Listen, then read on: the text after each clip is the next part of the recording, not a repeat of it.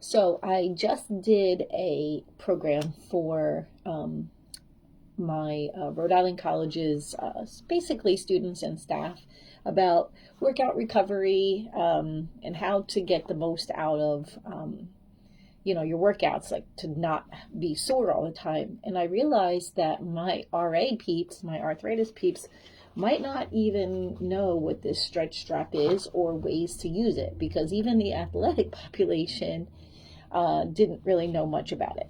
But these are stretching straps, not stretching bands. Stretching bands actually give. They're the kind of like the ones that you see in physical therapy. These have loops on them. These have numbers. I think that's just in general. You could probably use it in a rehab way to see your advancement. I got this at a yard sale. You can buy these at, the sports that are like, second time around sports. You can get at yard sales. You can go to Five Below. You can go to all kinds of places to get them. They range from honestly like $3 to like probably like 20. They're kind of made out of that same material that like seatbelts are. They're not really meant to give. So I'm going to show you some lower body stretches today, and then I'll be back next Wednesday and I'll show you some upper body stretches.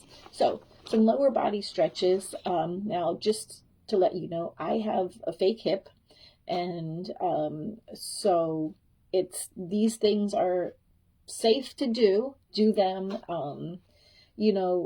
as carefully. That's, be careful, listen to your body. If you have issues that are more concerning, please see your doctor. I am not your doctor. I am not even a doctor, although I'm pretty cool. Anyway, I really like these. The end points do have like a little bit more of a cushioned one to it. The ones we have at work are very, very simple, rudimentary type things, are all just like this. But the idea is that the loop is big enough for your foot to go in, maybe even up to an ankle or half a thigh or something. So some of the first things that I think of and that I really like this for is that it saves my shoulders and my hands. And that's the biggest thing. I was just in pelvic floor physical therapy, and it took me like 3 weeks before I realized that I had this option and that I didn't need to do the exercise given to me like the picture shows. So anyway, I should have known better, especially being in athletic training. So putting it through my foot.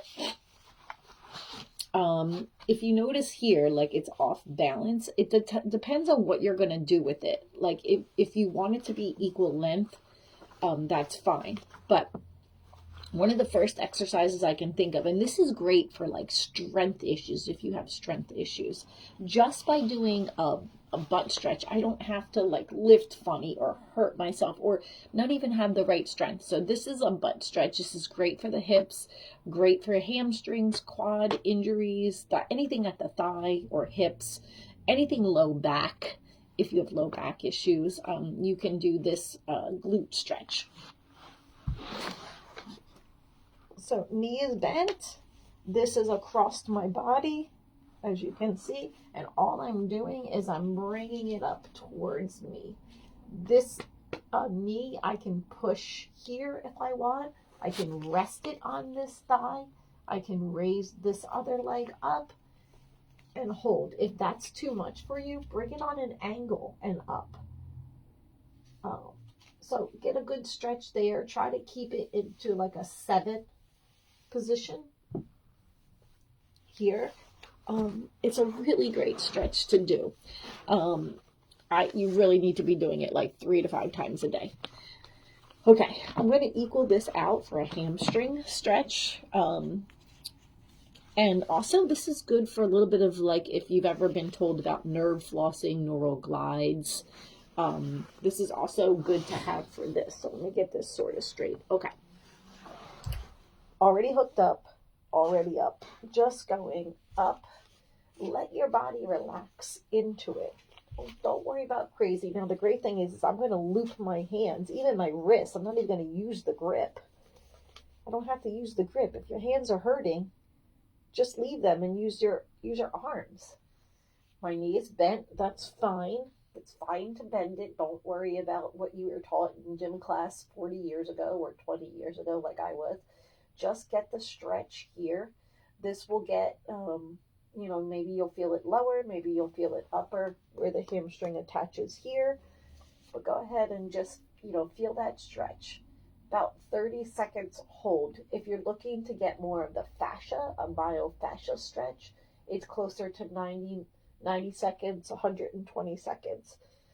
To add a neural glide, what you're going to do here is you're going to actually bend and point, which is might make it fall off, so it's okay if it goes to wheel, and then at the heel, and then straighten and point towards your nose.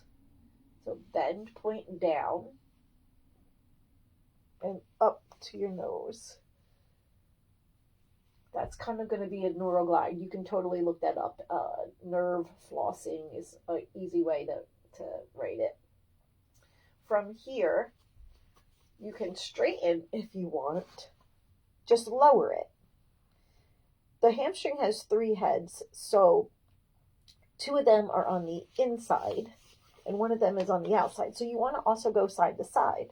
So coming across is fine. Now in this way, I'm pulling more on that inside. You may get a little bit of pinching at the hip. It's not dangerous. If it's uncomfortable, back off a little bit and try again lower. That's fine. Come back up. It's not dangerous unless you're suddenly losing blood flow to your leg, which should not happen. And then you can also go outward. And again, like if it's painful, you can't do both sides, you can either double them on your hand. Because it's through a loop, you don't even have to use 2. And just bring it over. Do as far as you can. That's totally fine. But hold a good 30 seconds. Breathe through. Make sure you're breathing as you're doing it. Another good stretch is going lower. So I started kind of at the hip with the glute. I went to the hamstring, now to do the calf. Got it on my foot here. All I'm doing is you got to go high because you want to bend at the ankle. And you're just going up. Now, I was just doing this with one of my gymnasts yesterday. You can also kind of do it. She gave a good reference. I said kind of like you're steering, like the old-timey, carts or whatever.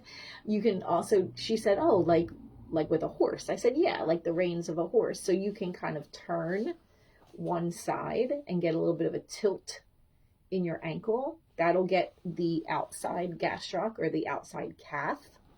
You can let it swoop to this side and do the other side, pulling more on an angle from the outside. And you may also, this one I kind of feel again in the lateral side, but you, if you're standing, you should be able to notice the difference here. But either way, you're going to feel one side on the medial, one side on the lateral gastroc. That's the inside and the outside calf muscle.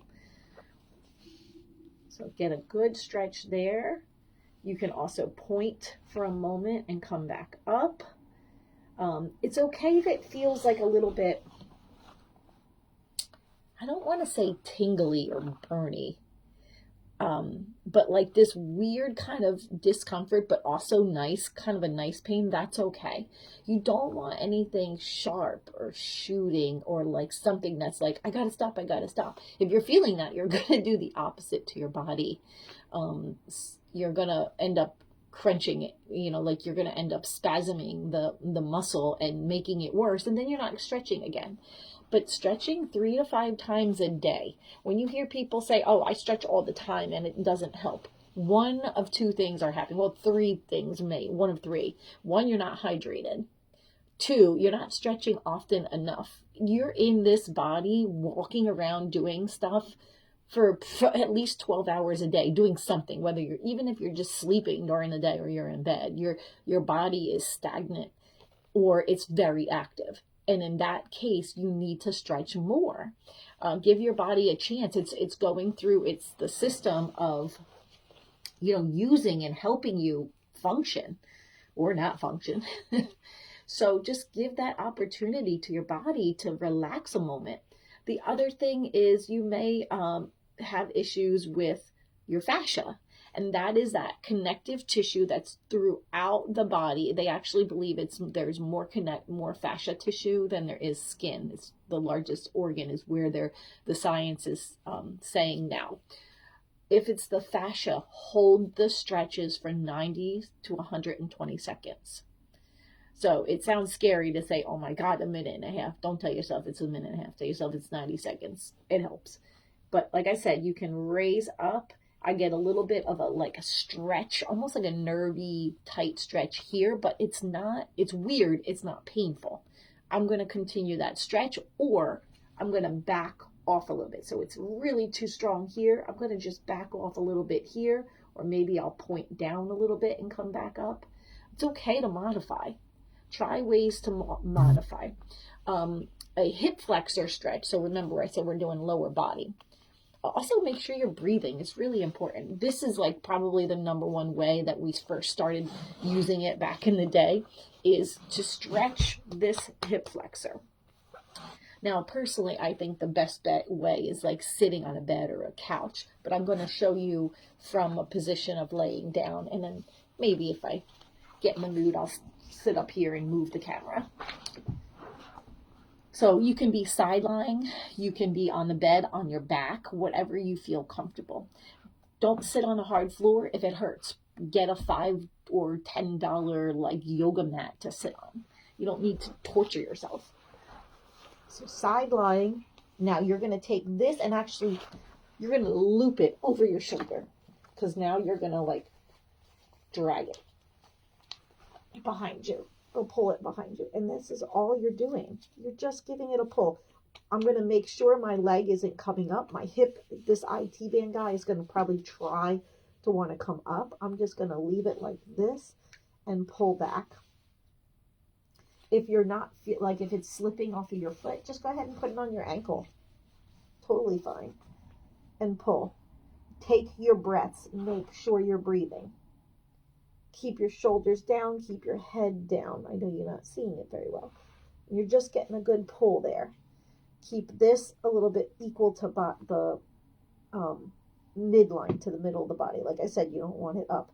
You can also be stretching this guy by moving the leg more back. So if you put this more back, you'll get more of this stretch as well. If you leave it out, you can just work on this. Totally up to you. So if I straighten it more here, I can get more of the hip flexor. If I bend it, I can get more of the quad.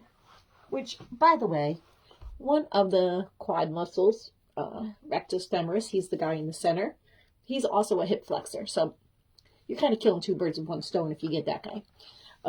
So hip flexor, you have the hamstring stretch like I showed you up. You have the calf stretch. You have the quad stretch.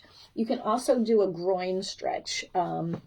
Really, this is probably best to kind of do on your own, so I wouldn't bother with this, but I will show you a good little stretch from the pelvic floor PT. Olivia, if you're in Rhode Island, she's a really awesome PT, and let me know and I'll help you get to her pelvic floor though. Hopefully you'll want to do that. Okay, so she showed me, well, I knew about the yoga happy baby or dead bug, which is basically like what a bug looks like when they're upside down or when a baby's happy on their back. I could not do this. I could not do this. It was driving me crazy because the idea is that you're supposed to hold here and be upside down. It was killing my shoulder. It was actually like, not spasming, but like tightening my neck and my jaw because I could not do it. And like I said, 3 weeks later, I figured out, oh, I have these straps. So I'm going to pick a fairly long spot because I want to protect my neck and not have to stretch up. So this is what I'm going to do. And this is great for pelvic floor and just relaxing. But you're just here. You're up. You're relaxing. And the great thing is I can pull in the center here down. And I just have this opportunity to just relax.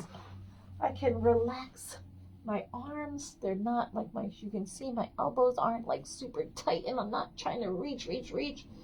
I'm just, if I wanted to, I could just hold higher up. That's it. I'll just hold higher up if I'm practicing getting better reach with my shoulders.